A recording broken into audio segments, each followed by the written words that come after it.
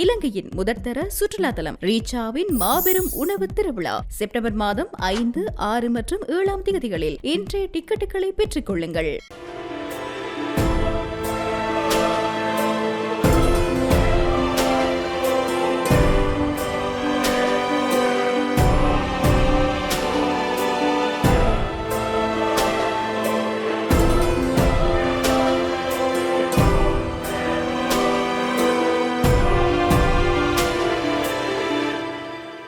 வணக்கம். மீண்டும் மற்றொரு ராஜ்யம் நிகழ்ச்சியினூடாக சந்தித்திருக்கின்றோம்.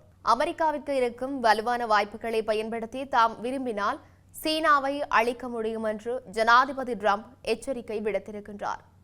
உலகிலேயே மிகப்பெரிய பொருளாதாரம் கொண்ட நாடுகளான சீனாவும் அமெரிக்காவும் சிறப்பான உறவுகளை முன்னெடுத்து வருகின்றது.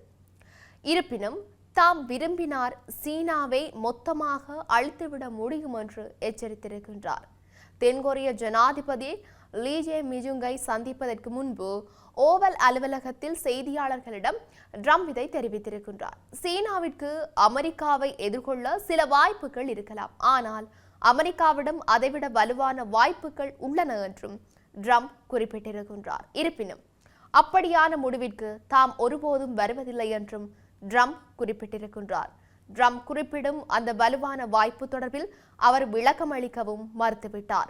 பொருளாதார வலிமையா, அரசியல் செல்வாக்கா அல்லது வேறு ஏதாவது ரகசிய ஒப்பந்தமா என்பது தொடர்பில் அவர் எதுவும் குறிப்பிடவில்லை. இந்த நிலையில் சீன ஜனாதிபதி ஜி ஜின்பிங்குடன் சமீபத்தில் பேசியதாகவும் இரு நாடுகளும் தங்கள் வர்த்தக பேச்சுவார்த்தைகளில் தொடர்ந்து பணியாற்றி வருவதால் சீனாவுக்கு பயணப்படுவது குறித்து யோசித்து வருவதாகவும் ட்ரம்ப் குறிப்பிட்டிருக்கின்றார். ஜி ஜின்பிங் தம்மை சீனாவிற்கு அழைத்துள்ளதாகவும் ட்ரம்ப் தெரிவித்திருக்கின்றார். அது இந்த ஆண்டில் நடக்கலாம் அல்லது அடுத்த ஆண்டு தொடக்கத்தில் இருக்கலாம் என்று ட்ரம்ப் குறிப்பிட்டிருக்கின்றார். வர்த்தக பேச்சுவார்த்தைக்கு கூடுதல் அவகாசம் அளிக்கும் வகையில் அமெரிக்காவும் சீனாவும் ஆகஸ்ட் 12 அன்று தங்கள் வரி விதிப்பு தொடர்பிலான அறிவிப்புகளை மேலும் 90 நாட்களுக்கு நீடிக்க ஒப்புக்கொண்டன. இந்த ஆண்டு ட்ரம்ப் சீன பொருட்கள் மீதான வரிகளை மீண்டும் அதிகரித்துள்ளார். ஏப்ரல் மாதத்தில் அதிகபட்ச வரி 145% எட்டியது. தற்போது பெரும்பாலான சீன இறக்குமதிகள் 30% அமெரிக்க வரியை எதிர்கொள்கின்றன.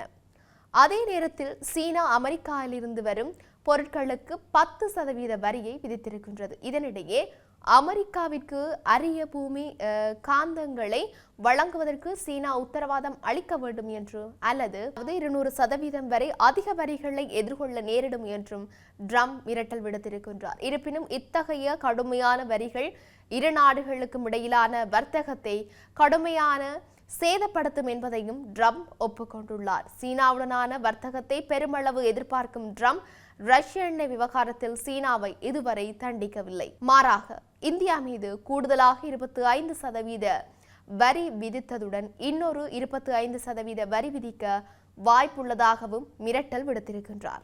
இதேபடி இருக்க உக்ரைனில் போரை முடிவுக்கு கொண்டுவர ரஷ்யா எதிர்பார்க்கும் சில நிபந்தனைகளை ரஷ்ய வெளியுறவு அமைச்சர் அறிவித்திருக்கின்றார். உக்ரைனின் பாதுகாப்பை உறுதி செய்வதற்காக ஐநா பாதுகாப்பு கவுன்சிலின் 5 நிரந்தர உறுப்பினர்கள் உட்பட ஒரு நாடுகளின் குழு நியமிக்கப்பட வேண்டும் என்று அவர் தெரிவித்திருக்கின்றார். ஜெர்மனி மற்றும் துருக்கியை அந்த நாடுகளில் சேர்ப்பது அவசியம் என்றும் அவர் கூறியிருக்கின்றார். மேலும் உக்ரைன் நடுநிலை நாடாக இருக்க வேண்டும் எனவும் எந்த இராணுவ குழுவிலும் சேரக்கூடாது எனவும் அவர் தெரிவித்திருக்கின்றார். அத்துடன் உக்ரைன் அணு ஆயுதங்களை கைவிட வேண்டும் எனவும் அவர் வலியுறுத்தியும் இருக்கின்றார். இவையொருபுறம் இருக்க தொடர்ச்சியாக இந்தியாவில் இருந்து இறக்குமதி செய்யப்படும் பொருட்கள் மீதான 25% அபராத வரி ஆகஸ்ட் 27 முதல் அமலுக்கு வருவதாக அமெரிக்கா அறிவித்திருக்கின்றது. அமெரிக்க அதிபர் டொனால்ட் ட்ரம்ப் இந்தியாவுக்கு 50% வரி விதித்ததால் இந்தியா அமெரிக்கா உறவுகளில் பதற்றம் நிலவி வருகின்றது. இதில் 25% வரி ஆகஸ்ட் 7 அமலில் உள்ளது.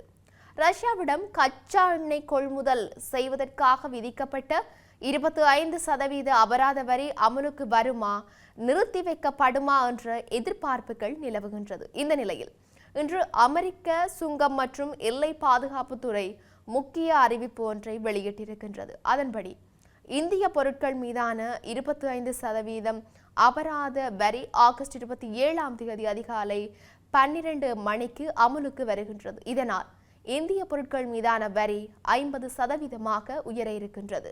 தொடர்ச்சியாக ரஷ்யாவுக்கு அழுத்தம் கொடுக்கவே இந்தியாவுக்கு கூடுதல் வரி விதித்ததாக அமெரிக்க துணை ஜனாதிபதி ஜேடி வான்ஸ் தெரிவித்துள்ளதாக சர்வதேச ஊடகங்கள் செய்தி வெளியிட்டுள்ளன. இது தொடர்பாக அமெரிக்க துணை ஜனாதிபதி ஜேடி வான்ஸ் அளித்துள்ள பேட்டியில் கூறியிருப்பதாவது, ரஷ்யா உக்ரைன் இடையிலான மோதல் விரைவில் முடிவடைவதற்கான குறிப்பிடத்தக்க முன்னேற்றங்கள் கடந்த சில வாரங்களில் இருதரப்பினரிடையே ஏற்பட்டிருக்கின்றது.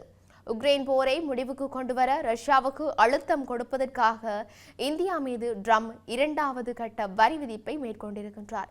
தீவிர பொருளாதார நெருக்கடி தரும் வழிமுறைகளை ட்ரம்ப் பயன்படுத்தியிருக்கின்றார். இது ரஷ்யாவின் எண்ணெய் வர்த்தக வருவாயை குறைப்பதற்கான அமெரிக்காவின் நடவடிக்கையாகும். கொலை செய்வதை நிறுத்திவிட்டால் ரஷ்யா கடும் விளைவுகளை சந்திக்க நேரிடும். தொடர்ந்து ரஷ்யா தனிமைப்படுத்தப்படும், இவ்வாறு அவர் கூறியிருக்கின்றார். அது மட்டுமல்லாது, தொடர்ச்சியாக காசா மருத்துவமனை மீது இஸ்ரேல் ராணுவம் நடத்திய தாக்குதலில் 15 பேர் உயிரிழந்துள்ளதாக வெளிநாட்டு ஊடகங்கள் செய்தி வெளியிட்டிருக்கின்றன. கடந்த 2023ஆம் ஆண்டு ஹமாஸ் அமைப்பு இஸ்ரேலின் மீது தாக்குதல் நடத்தியதை தொடர்ந்து இஸ்ரேல் ராணுவம் மற்றும் காசாவில் உள்ள ஹமாஸ் அமைப்பு இடையே போர் நடைபெற்று வருகின்றது. காசா நகரை கைப்பற்றும் நோக்கில் இஸ்ரேல் ராணுவம் தனது தாக்குதலை தீவிரப்படுத்தி இருக்கின்றது. இதன் காரணமாக அங்கு பெருமளவில் உணவு பஞ்சம் ஏற்பட்டுள்ளது. சர்வதேச நாடுகளின் மனிதநேய உதவிகளையும் உள்ளே அனுமதிக்காமல் இஸ்ரேல் தடுத்து வருகின்றது. தற்போது அமெரிக்கா ஆதரவு பெற்ற தொண்டு நிறுவனம் உதவி வழங்கி வரும் நிலையில் உணவு பெற வரிசையில் காத்திருக்கும் பெண்கள் மற்றும் குழந்தைகள் மீதும் தாக்குதல் தொடுத்து வருகின்றது. இந்த நிலையில் இன்று தெற்கு காசாவில் உள்ள முக்கிய மருத்துவமனையான நாசர் மருத்துவமனை மீது இருமுறை வான்வழி தாக்குதல் நடத்தியிருக்கின்றது. இந்த தாக்குதலில் Reuters, Associated Press, Al Jazeera, Middle ஈஸ்டை ஆகிய சர்வதேச செய்தி நிறுவனங்களைச் சேர்ந்த செய்தியாளர்கள் மற்றும் புகைப்பட கலைஞர்கள் 4 பேர் உட்பட மொத்தம் 15 பேர் உயிரிழந்துள்ளதாக ஹமாஸின் சுகாதார அமைச்சகம் தெரிவித்திருக்கின்றது. பத்திரிகையாளர்களை குறிவைக்கவில்லை என்றும் மருத்துவமனை மீதான தாக்குதல் குறித்து விசாரணை நடத்தப்பட்டு வருவதாகவும் இஸ்ரேல் பாதுகாப்பு படை தெரிவித்திருக்கின்றது. 2023ஆம் ஆண்டு தொடங்கிய இஸ்ரேல் ஹமாஸ் போரில் இதுவரை 240க்கும் அதிகமான பத்திரிகையாளர்கள் கொல்லப்பட்டுள்ளதாக பாலஸ்தீனிய பத்திரிகையாளர்கள் அமைப்பு தெரிவித்தும் இருக்கின்றது. இப்படி இருக்க உலகளவிய ரீதியில் இன்னும் என்னெல்லாம் நடக்கப் போகின்றது என்று நாங்களும் பொறுத்திருந்து பார்க்கலாம். மீண்டும் மற்றொரு பதிவினூடாக சந்திக்கலாம். வணக்கம்.